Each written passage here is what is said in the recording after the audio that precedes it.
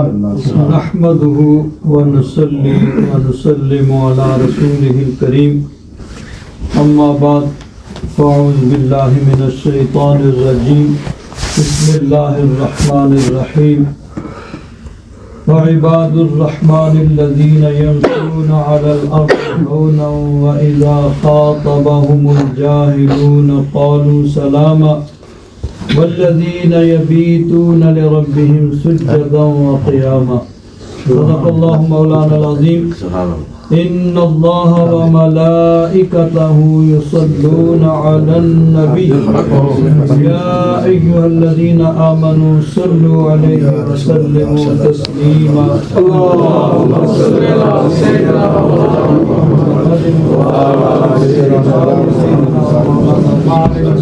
وبارك وسلم صلاة وسلاما عليك يا سيدي يا رسول الله وعلى آلك وأصحابك يا سيدي يا حبيب الله حضرات گرامی قدر، آج کی یہ مبارک محفل ہفتہ وار محفل ذکر کے ساتھ ساتھ قطب المشائخ قطب ربانی خاندان اشرفیہ کے چشم و چراغ حضرت پیر سید احمد طاہر اشرفی جیلانی رضی اللہ تعالیٰ عنہ کے عرص پاک کی بھی محفل ہے۔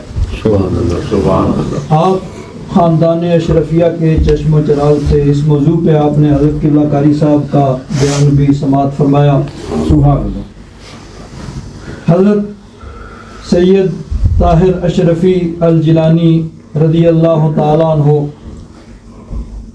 آپ کا کچھوشا شریف کے بزرگوں کے خاندان کے ساتھ تعلق تھا، لیکن آپ کی ولادت دہلی میں ہوئی۔ آپ کے آباء و اجداد اس سے پہلے دہلی میں آ کے آباد ہو گئے تھے، تو دہلی میں آپ کی ولادت ہوئی، اور ولادت کے بعد بزرگان دین کی روٹین کے مطابق آپ نے علم دین کو حاصل کیا۔ علم دین کو حاصل کرنے کے بعد پھر تصوف، طریقت، اس کی منازل کو طے کیا، کیونکہ یہ دونوں چیزیں ضروری ہوتی ہیں۔ علم دین، علم شریعت، قرآن و حدیث کا علم حاصل کرنا، اور پھر طریقت اور تصوف کی منزلیں طے کرنا، عبادت، ریاضت، مجاہدہ کرنا، تب جا کے انسان کسی منزل پہ پہنچتا ہے۔ ریاضت، مجاہدہ، اس کے لیے پہلے علم دین کا ہونا ضروری ہے۔ اگر علم دین نہ ہو تو جب شریعت کا، قرآن و حدیث کا علم نہیں ہے تو کوئی آدمی اگر ریاضت مجاہدہ کرے گا، وظائف کرے گا، تو عین ممکن ہے کہ وہ شیطان کے ہتھے چڑھ جائے۔ شیطان کو، اس کو گمراہ کرنا بڑا آسان ہے۔ اعلیٰ حضرت فاضل بریلوی رضی اللہ تعالیٰ عنہ نے ایک روایت لکھی ہے کہ شیطان جو ہے، شیطان یہ عصر کے بعد سمندر کے اوپر اپنا تخت بچھاتا ہے، اور اپنے جو اس کے کارندے ہیں، جو اس کے شتونگڑے ہیں، ان سے کہتا ہے بھی اپنی اپنی کارروائی پیش کرو، آج تم نے کیا کیا کیا۔ تو سارے آ کے اپنی کارروائی پیش کرتے ہیں۔ کوئی کہتا ہے میں نے یہ کیا، میں نے یہ کیا، میں نے فلاں گناہ کیا، میں نے کسی سے شراب پلوائی، میں نے لڑائی کی، یہ کی، وہ کی۔ سب اپنی اپنی کارروائی پیش کرتے ہیں کہ ہم نے آج کے دن کیا کیا ہے۔ تو ایک آتا ہے اور کہتا ہے کہ ایک دین کا طالب علم جو دین پڑھنے جا رہا تھا، میں نے اس کو کہا بھائی تو کیا کرے گا دین پڑھ کے، مولوی بن کے کیا کرے گا، تو جا کھیل اور کوئی اور کام کر۔ تو میرے وسوسہ ڈالنے سے، اس کو بہکانے سے وہ بہک گیا اور وہ علم دین پڑھنے سے ہٹ گیا۔ میرے کہنے پر وہ علم دین سے ہٹ گیا، جا رہا تھا پڑھنے کے لیے، تو شیطان جو ہے وہ چھلانگ لگاتا ہے، جس کو آپ سپرنگن کہتے ہیں، چھلانگ لگا کے اس کو سینے سے لگا لیتا ہے، انتا تو نے اصل کام کیا، تو نے اصل کام کیا۔ تو باقی سارے کہتے ہیں بھئی ہم نے اتنے جو کارنامے آپ نے، ہمیں کوئی شاباش نہیں دی، کوئی اپلاز نہیں، کوئی اس کی تعریف نہیں، لیکن اس نے ایک معمولی سا کام کیا، بھئی ایک لڑکا پڑھنے جا رہا تھا تو اس کو اس نے پھیر دیا، تو اس کی اتنی تعریف اور اتنی اس کو اہمیت دی جا رہی ہے، یہ کتنا کوئی امپارٹنٹ، کتنی اس کی امپارٹنس کیا ہے؟ اس نے کہا آؤ میں تمہیں بتاتا ہوں کہ اس علم دین کی اہمیت کیا ہے۔ وہ کہتا ہے چلو آ جاؤ، جاتا ہے ایک صوفی صاحب، بڑے نیک آدمی جو عبادت گزار ہیں، ان کے پاس جا کے کہتا ہے کہ دیکھو یہ سوئی ہے، ابھی سوئی کا ذکر قاری صاحب کر رہے تھے، جس کے ساتھ کپڑے سیتے تھے، اس میں دھاگا ڈالا جاتا ہے، بالکل چھوٹا سا اس میں سوراخ ہوتا ہے جس میں بڑی مشکل سے دھاگا جو ہے وہ ڈالا جاتا ہے، اگر نظر ذرا کمزور ہو تو پھر نہیں ڈال سکتے، کئی دفعہ ڈالتے ہیں۔ تو اس نے کہا بھئی صوفی صاحب کیا اللہ تعالیٰ اونٹ کو اس سوئی کے ناکے سے گزار سکتا ہے؟ اس نے کہا یہ کیسے ہو سکتا ہے بھئی، اونٹ اتنا بڑا ہے کیمل، اور یہ سوئی کا ناکا چھوٹا سا، تو اونٹ اس میں سے کیسے گزر سکتا ہے؟ اس نے کہا ٹھیک ہے جاؤ۔ کہا دیکھا اس نے اللہ کی قدرت کا انکار کر دیا، ویسے تو اونٹ نہیں گزر سکتا ہے، لیکن اللہ تبارک و تعالیٰ جب چاہے تو وہ تو علی کل شیء قدیر ہے نا۔ تو اس نے کہا دیکھو یہ پڑھا ہوا نہیں ہے بڑا صوفی عبادت گزار ہے، لیکن پڑھا ہوا نہیں ہے، تو اللہ کی قدرت کا اس نے انکار کر دیا۔ پھر گیا، ایک مولوی صاحب جا رہے تھے جلدی نماز پڑھانے کے لیے، ان کو کہا دے رہا ایک مسئلہ بتا دیں، انہوں نے کہا بتاؤ کیا؟ کہنے لگا کہ اللہ تعالیٰ اس سوئی کے ناکے سے اونٹ کو گزار سکتا ہے۔ اس نے کہا تو شیطان نظر آتا ہے، اللہ تعالیٰ علی کل شیء قدیر ہے، ہماری عقل نہیں مانتی ہے، لیکن اللہ تعالیٰ چاہے تو ہو سکتا ہے۔ اس نے کہا دیکھا علم کا اور بے علم کا کتنا فرق۔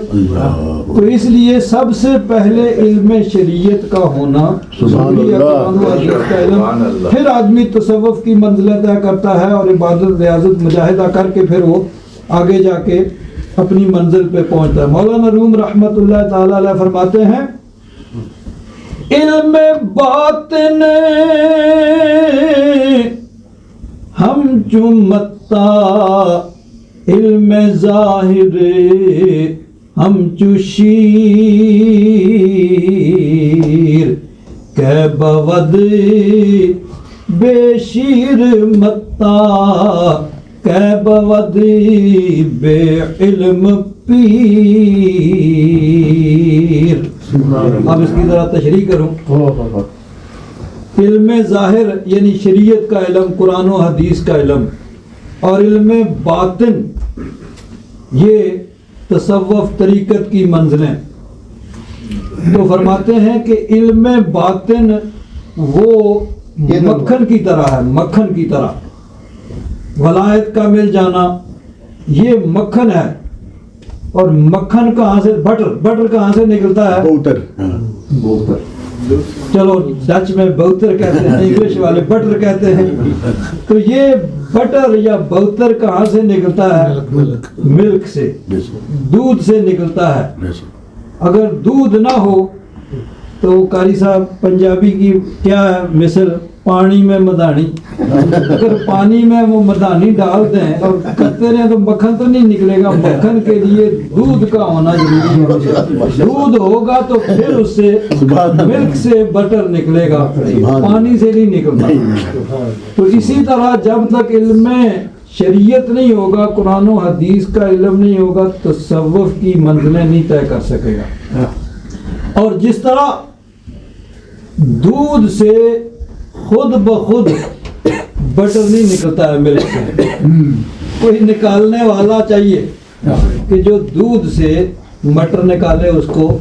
پرانے زمانے میں وہ مدانی ہوتی تھی، اب الیکٹرک کی مدانی آ گئی ہے، اس کے ذریعے جیسے بھی بہرحال مشینری آ گئی ہے، لیکن دودھ سے یعنی ملک سے بٹر نکالنے کے لیے کوئی آدمی بھی چاہیے۔ کوئی مشینری چاہیے. تو اسی طرح کوئی شیخ کامل چاہیے جو علم ظاہر سے علم باطن کی طرف لے جائے, علم شریعت سے علم تصوف کی طرف لے جائے. تو حضرت ممدوح صاحب عرس حضرت سید طاہر اشرفی الجیلانی رضی اللہ تعالیٰ عنہ, آپ نے پہلے علم دین حاصل کیا اور علم دین حاصل کرنے کے بعد پھر تصوف کی طریقت کی منزلیں طے کی. پھر آپ نے دین اسلام کی تبلیغ کی. اور یاد رکھیں کہ بر صغیر جو اب پاکستان اور انڈیا دو ملکوں پہ مشتمل ہے, تو یہاں پہ اسلام جو پھیلا ہے, آپ کے بڑے کسی کی 4 5 6 10 100 سال 200 سال 400 سال پہلے جو بھی مسلمان ہوا تھا سب سے پہلے, کیونکہ وہاں تو ہندو سکھ ہی رہتے تھے نا, جو سب سے پہلے آپ کے 4 5 6 7 8 10 پشتوں سے جو پہلے مسلمان ہوا تھا وہ کسی نہ کسی صوفی, کسی بزرگ, کسی ولی اللہ کے ہاتھ پہ مسلمان ہوا تھا. بر صغیر میں جو تاریخ ہمیں بتاتی ہے, تاریخ میں کسی نبی کا ذکر نہیں ہے کہ سب کنٹیننٹ میں پاکستان انڈیا میں کوئی نبی بھی آیا ہو. ایک نے دعویٰ کیا تھا وہ بھی جھوٹا ہی نکلا. مرزا قادیانی نے دعویٰ کیا میں نبی ہوں, تو وہ دجال کذاب نکلا کہ یہ تو جھوٹا ہے بھائی, حضور نے پہلے ہی کہا تھا کہ دجال آئیں گے, کذاب آئیں گے. تو تاریخ میں کسی نبی کا ذکر نہیں ہے کہ وہ اس علاقے میں آیا. وہاں جو بھی دین پھیلا ہے, جو مسلمان ہوئے ہیں, آج وہاں پہ تقریباً 50 کروڑ سے زیادہ, بلکہ پاکستان انڈیا بنگلہ دیش کے ملا لیے جائیں تو 1 ارب کے قریب تقریباً 100 کروڑ کے قریب تقریباً مسلمان بنتے ہیں. تو یہ سب کے سب بزرگان دین کی تبلیغ سے مسلمان ہوئے. بزرگان دین نے وہاں تبلیغ کی. اور حضرت صاحب عرس آپ دونوں طریقے سے تبلیغ کرتے تھے. عام طور پر تو تقریر کے ذریعے, دلائل کے ذریعے اسلام کو ثابت کرتے تھے, لیکن اگر کہیں ضرورت پڑ جائے تو پھر صرف علمی دلائل سے نہیں بلکہ آپ اپنی کرامات کے ذریعے بھی لوگوں کو مسلمان کرتے تھے. تو دونوں طریقوں سے آپ نے اسلام کو پھیلایا, دین کو پھیلایا. آپ کے یعنی جو بزرگان دین, آپ کے بزرگوں کا طریقہ چلا آ رہا تھا. اور سب سے بڑی بات جو ہے وہ یہ ہے کہ سب سے پہلے انسان اس دین کو اپنی ذات پہ نافذ کرے, اپنی ذات پہ خود اس پہ عمل کرے. جو کہہ رہا ہے, جو دوسروں کو تلقین کر رہا ہے, جس کی تبلیغ کر رہا ہے کہ یہ کرو, سب سے پہلے خود کرے. اور اگر آدمی دوسروں کو کہے نماز پڑھو, خود نہ پڑھے, دوسروں کو کہے روزہ رکھو اور خود اندر جا کے کھانا شروع کر دے, دوسروں کو کہے زکوٰۃ ادا کرو اور خود سانپ بن کے بیٹھا رہے, تو پھر اس کی تبلیغ کا اثر نہیں ہوتا ہے. تبلیغ کا اثر تبھی ہوتا ہے کہ جب سب سے پہلے انسان اپنی ذات پہ نافذ کرے. اور یاد رکھیں نبی کریم صلی اللہ علیہ وسلم کا طریقہ مبارکہ یہی ہے کہ نبی کریم صلی اللہ علیہ وسلم نے صرف ایک تھیوری نہیں پیش کی ہے, پریکٹیکل, کہ دیکھو جی جس چیز کا حکم دیا ہے حضور نے سب سے پہلے خود اس پہ عمل کر جائے. دیکھو یہ میں نے کہا ہے, یوں اس پہ عمل کرتے ہیں. تو بزرگان دین کا طریقہ بھی یہی ہے کہ سب سے پہلے وہ خود عمل کرتے تھے. اور یہی یعنی ترہ امتیاز ہے خاندان اشرفیہ کا کہ ان بزرگوں نے سب سے پہلے جس چیز کی تبلیغ کرتے تھے خود اس پہ عمل کیا. تو حضرت کا آپ کی ولادت تو دہلی میں ہوئی تھی, لیکن پھر آپ قیام پاکستان کے بعد یہ پاکستان میں آ گئے اور کراچی میں آپ نے قیام کیا. یہ قیام پاکستان کیا ہے, جس کو انگلش والے کہتے ہیں پارٹیشن, 2 ملک بن گئے, اور انڈیا والے کہتے ہیں بٹوارا. یہ بٹوارا ہو گیا, ملک بٹ گیا. ہم کہتے ہیں قیام پاکستان, وہ کہتے ہیں بٹوارا, اور ویسے پارٹیشن کہتے ہیں بھئی 2 ملک بن گئے, 1 کے 2. تو اس کے بعد آپ کراچی آ گئے تھے. کراچی میں آپ کا وصال ہوا اور وہیں پہ آپ کا مزار شریف ہے.